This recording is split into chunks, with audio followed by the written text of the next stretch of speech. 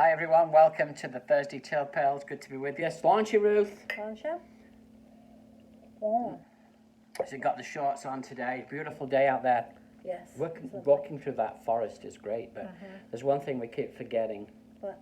Bug spray. Oh, I know. The bugs are getting worse. We tell each other every day, we've got to get bug spray, and there we come out and they've got scratches and stuff. You saw a great big thing sucking on me tonight on my leg. I know.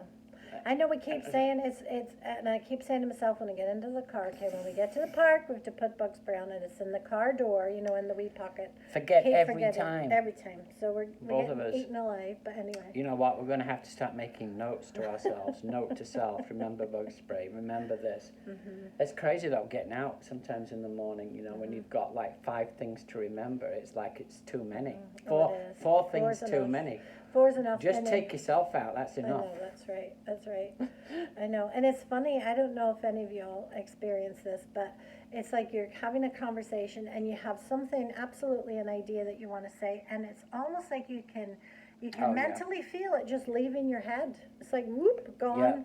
Yeah. What was that? Bring it back, and you can't That's remember sometimes, I know sometimes you get upset because I interrupt, or I'm like, because you got to say it when you remember I'm trying to say it while I still remember it, because if I stop and listen too long, it's gone. It's lovely getting older, isn't it? Anyway, we're going to talk to you about something. You're starting into a book club, aren't you? Well, I don't know if I'm starting the whole club, but I've received our friends Jacob and Liz from Chicago. Hi guys, if you're watching, sent us a link. I don't think they watch, Ruth. But they might do. You never know. They gave me a link to something their church is doing. So it's a book club. I'm going to click on it tomorrow night, and it's talking about, the group is talking about a C.S. Lewis book called The Problem of Pain. So I thought, well, I enjoy C.S. Lewis, and this guy who's leading it's a really good speaker, so I'm looking forward to that, yeah. So we're going to talk about this a little bit tonight, that from this passage in Peter, where it says, "For it is commendable if a person bears up under the pain of unjust suffering, because he is conscious of God. But how is it to your credit if you receive a beating for doing wrong and endure it? But if you suffer for doing good and you endure it, this is commendable before God. To this you were called," interesting, called to suffering, "because Christ suffered for you, leaving you an example that you should follow in his steps." I know. That's 1 Peter chapter 2. Really interesting when you think about this whole thing of pain, because we all do suffer pain. It's part of the human condition. We're in a broken condition as human beings, right? Yeah. So pain could be physical pain that we go through because things go wrong with us, or pain could be because something goes wrong in our lives, and I think we don't realize the reality of life when we think somehow, when we become Christians specifically, that we're going to escape pain. Yeah. Because pain is just part of life, and if God didn't want us to have pain, then basically when we accept him as Christ, he would pull us out of the earth and take us straight to heaven. Yeah. And he doesn't. He leaves us here on the earth. We're his followers, but at the same time we still have to live life, and life has pain. And I think it's a misunderstanding of God. Like if you were to take, which is impossible, but if you were to take God out of the picture, people would understand pain more, because then there is no God, and therefore they understand that life can be painful. But then as soon as you bring God into the picture, which of course we know he is, you put God into the picture, then we begin to struggle with pain, because we then think to ourselves, it's like a little kid, why doesn't Daddy help me?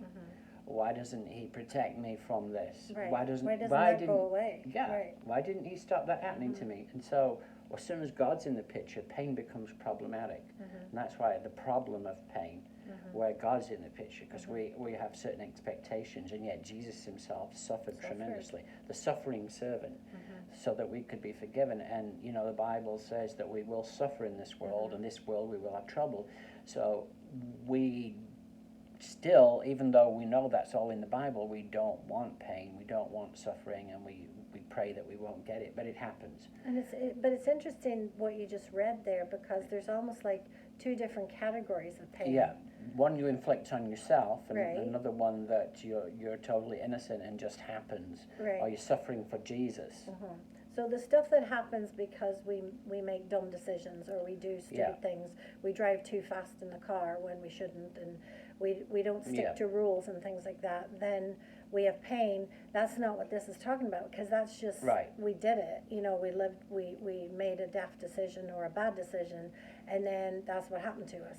But this pain that brings honor through our lives to God is the kind of pain that, you know, is out of our control. It could be it a just cancer. We happens to did us. nothing that we did. Right.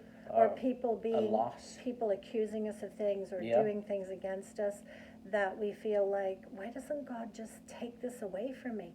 And you know, the harder part of that is when it's in families, because you know, sometimes the whole relational thing is like way more difficult to deal with in a family situation than even outside, because there's not too much, there's way more invested in a family relationship, and you want it to be perfect, you want it to be right, you want it to be totally right. Whereas with other relationships, we might give or take a little bit. Well, you know, that's fine, we'll maybe fix it someday. But when it's family, we want it fixed now. Yeah, because family pain is probably one of the worst pains. Yeah. If someone won't talk to you, or won't accusing you of something, or accusing you of stealing, or whatever it might be, that you don't love them and all that. And people sometimes make things up about you that they've never even told you.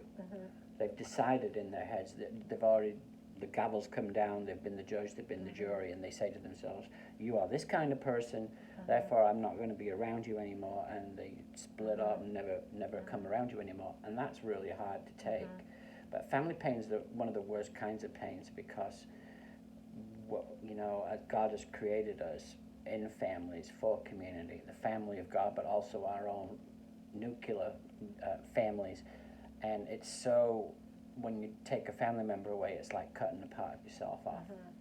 There's so much invested in a family. Yeah. In family relationships. And I agree, for people like that who are experiencing that, that's got to be the worst. Yeah.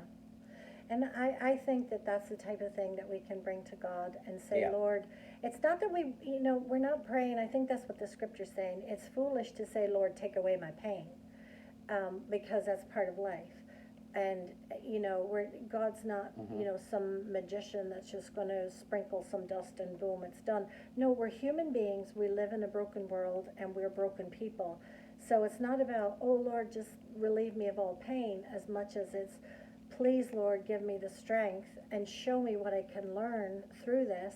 And Lord, please let me see you working in this situation. Right. And I think too, you can't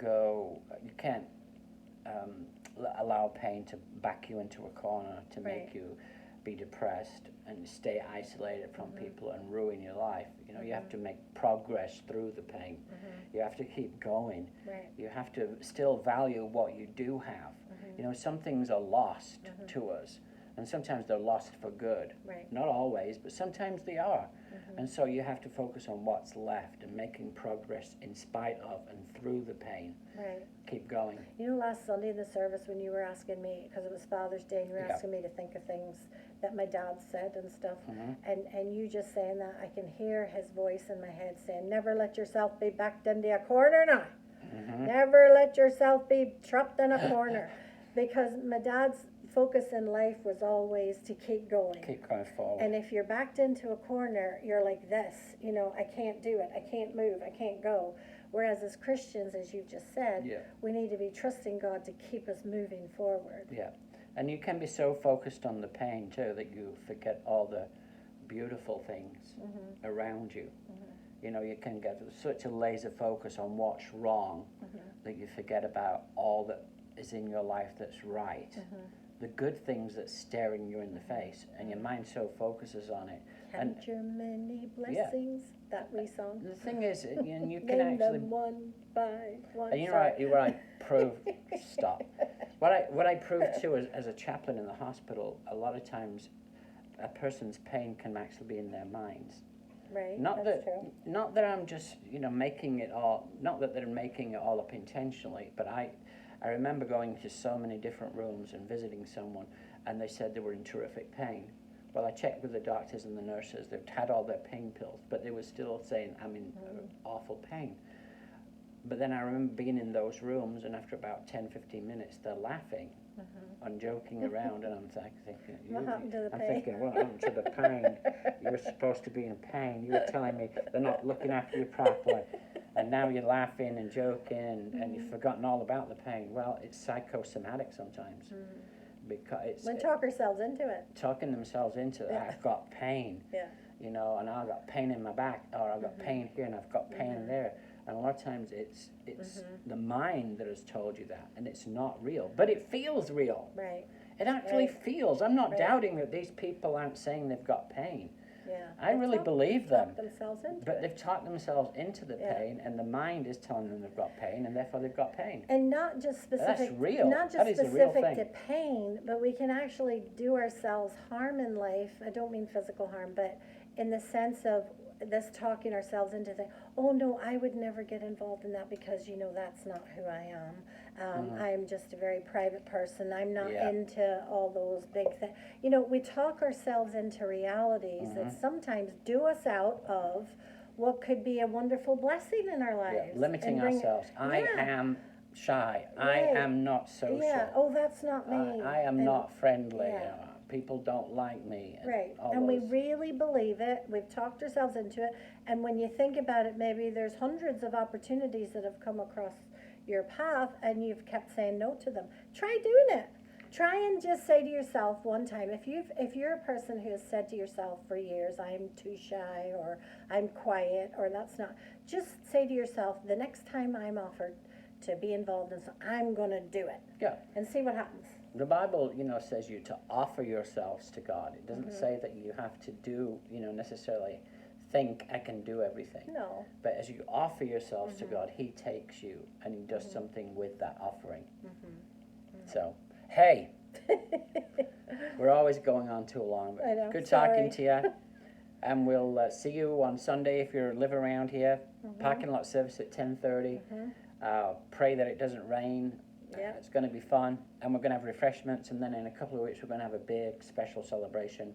All kinds of ice cream. oh wow, that and, sounds good. And pork and chicken and salads. Whoa. Sandy Rice. I don't eat any Sandy meat, Rice but- is in the house. If you eat meat, that's fine. So it's going to be really, really good. All right. Good talking to you. Yeah, God and bless. you didn't say. Pip, pip. Cheerio. Cheerio.